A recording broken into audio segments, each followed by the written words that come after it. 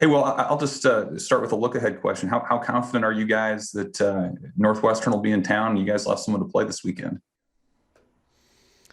Very. I think they get on a bus tomorrow morning to come play. So I've talked to their coach this week, Coach Allen, and that's unless something happens between today and tomorrow, that's the plan. They'll be on a bus headed this way and get going on Friday. What maybe stands out about those guys, and is there any added challenge in terms of scouting when they haven't played in a couple of weekends? Yeah, what stands out is they've got a lot of power through their lineup. A lot of guys that scare you, raise your blood pressure a little bit when they step in the box. And still hitting for a pretty good average on top of that. So they've been a team that's put up a lot of runs at times, and that thing about it is they're going to be. You can look at it one of two ways. They may be rusty for having not played a couple of weeks, but also at the same time, everybody's pretty fresh too. This time of year. At times, the grind of playing, maybe your bat speed's not as good as it was early in the season, or maybe some arms are a little bit more fatigued. I mean, they're going to be refreshed, ready to rock. They always play us tough.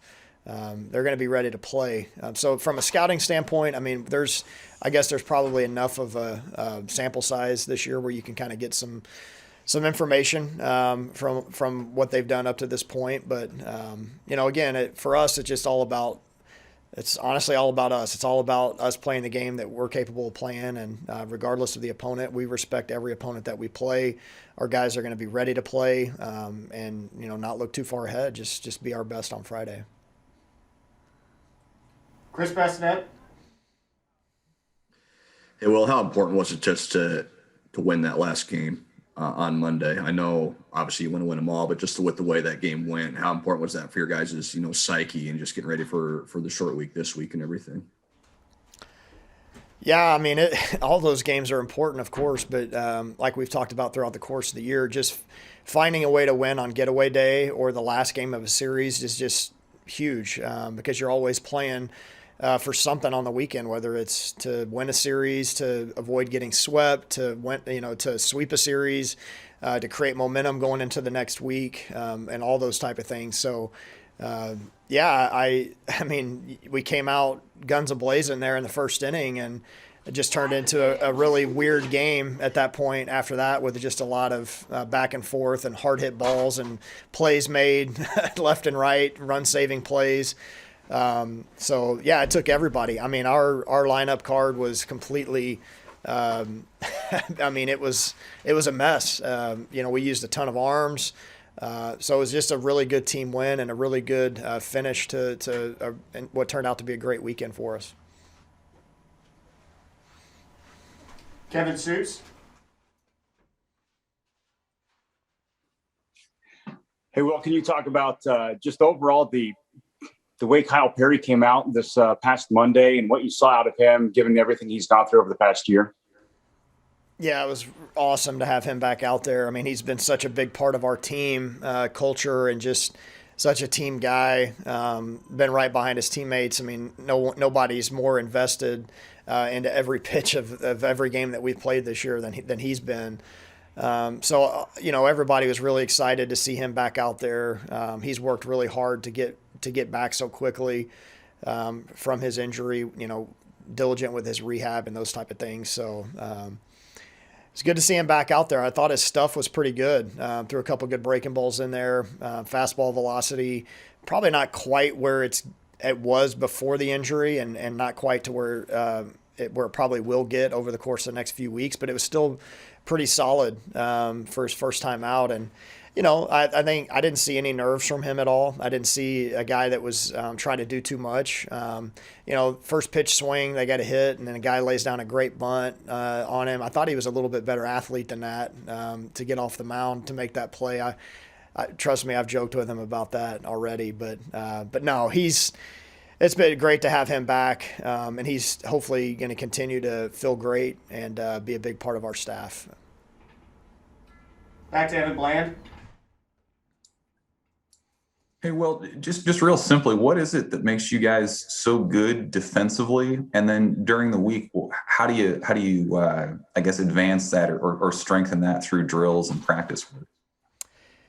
Yeah, I think as you get going in the season, the long season, your practice time is somewhat limited because you're kind of running that fine line between trying to keep guys fresh, healthy, but also making sure you're taking care of the fundamentals. So we're probably not running as many of the high failure rate drills that we run in the preseason to kind of help get them prepared for the game speed. And honestly, you probably don't need to do it as much just because you are playing a lot of games. But it all comes down to focus and mental toughness and selflessness. I think there's a direct correlation between being locked in and focused and selfless as a baseball player to playing good defense, because you're solely focused on one thing at that point in time. You're not worried about your at bat.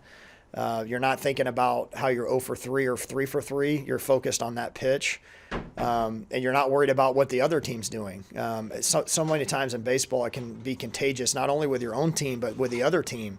Man, this is locked in. It's going to be a pitcher's duel, and then both teams settle into a pitcher's duel. Sometimes it's, oh, this is a slugfest, and both teams settle in for a slugfest. And sometimes you feed off the other team's poor defense, where it's like, well, it's a sloppy game. Oh, the conditions aren't great. So, in order to play good defense, you have to be mentally focused and locked in, and take care of the fundamentals throughout the week. It starts with your catch play. It starts with how you take balls live off the bat in BP and in the infield and in the outfield, just making the reps count. But really, it boils down to being mentally focused and selfless, because you're not worried about anything else in that moment other than just making the play. What's maybe the least popular or most effective defensive drill that you guys have or put them through? Oh man, I would say just any game situation type drill that there's going to be some failure involved. Whether we could run a drill where it's first and second cuts and relays, where it's only a ball that it moves an outfielder to his left or to his right, and everybody's got to get lined up in the right spot, and we got to throw the ball to the right spot with base runners running. It could be first and third, one out, where you've got base runners on and all the infielders have to make a decision on where they're going to go with the ball depending on how hard the ball's hit. There's failure involved in those because there's decision making. You've got to think on your feet. You've got live base runners. I think those are probably the ones that, I guess you asked the group early on, they probably are their least favorite because there's the most failure involved. But, you see the results on game day, so it's ones that they know are necessary that we need to make sure we stay sharp on. And just one more, if I could. How much have the shifts played into the success you guys have had defensively? And are those preset, or do the players have some kind of freedom to adjust? I guess how have the shifts played into things this year?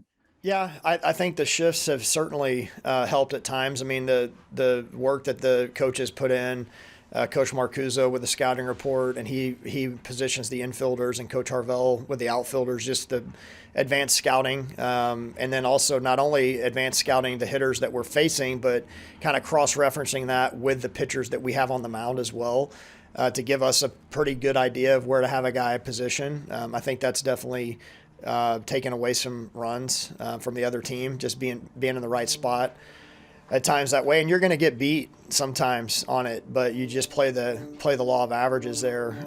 So I would say that it's played a pretty big role in it. And yeah, our guys, Spencer does such a good job on the infield of just having a feel, and Roscom for that matter, of what they see, what the hitters' swings look like in the game, and they can come back and give us feedback like, hey, I know we're positioned here, but this is what we see this guy's trying to do, and we'll have that feedback from them, and we can make adjustments on the fly if need be as well.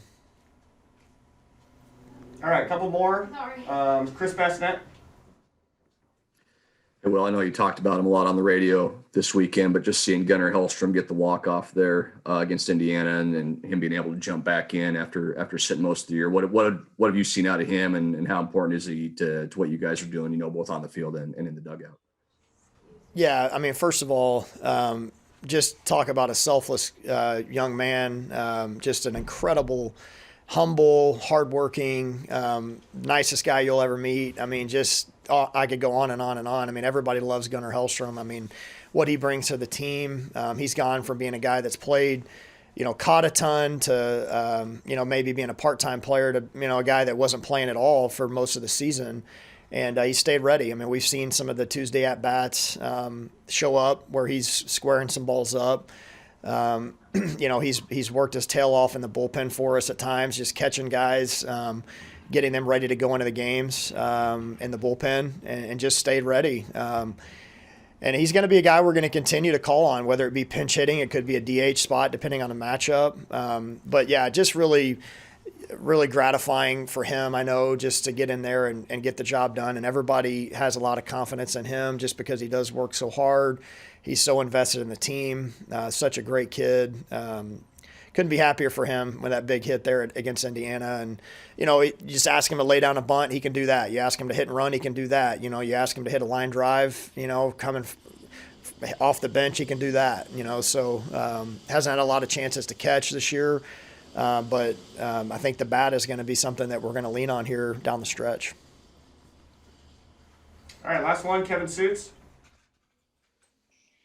Well, I know you guys are just worried about getting better today at practice, and you say that over and over, but it's our job to look at the standings and the Big Ten race. You're now hitting the midway point of May, and you're right in the thick of everything. How do you feel about that? And how important was this past weekend for you guys to remain in contention?